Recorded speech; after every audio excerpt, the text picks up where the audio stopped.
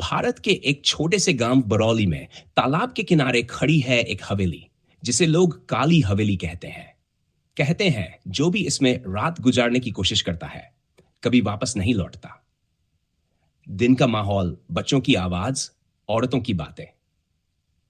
गांव की बूढ़ी औरत, बेटा उस हवेली के पास रात को मत जाना, वहां से औरतों के रोने की आवाजें आती हैं। गांव के बुजुर्गों की ये बातें हर कोई मानता था, सिवाय 4 लड़कों के धीरज, महेंद्र, सोहन और बबलू। शाम का माहौल, सोहन, ये सब बकवास है।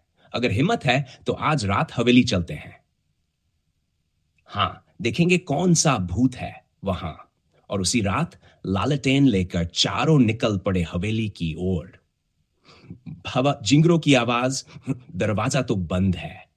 देखो दरवाजा तो बंद है, चढ़ की आवाज से खुलता है। बबली अपने आप कैसे खुला? अंदर कदम रखते ही उन्हें लगा जैसे हवेली जिंदा हो। दीवारों पर धुंधले हाथों के निशान और अंधेरे में किसी के सिसकने की आवाज।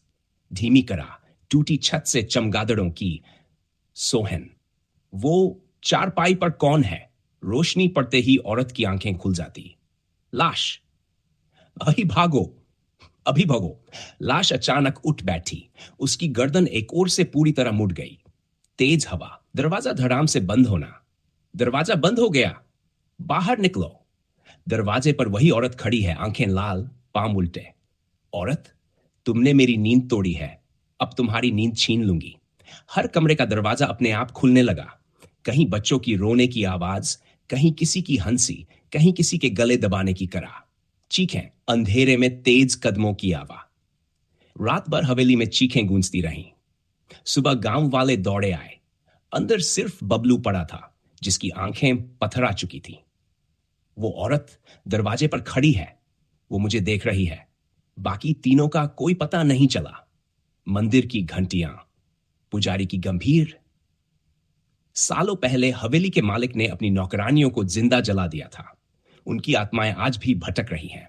जो भी हवेली का दरवाजा आधी रात को खोलेगा वो कभी लौटकर नहीं आएगा। रात का सन्नाटा, पायल की हल्की फुसफुसाहट में।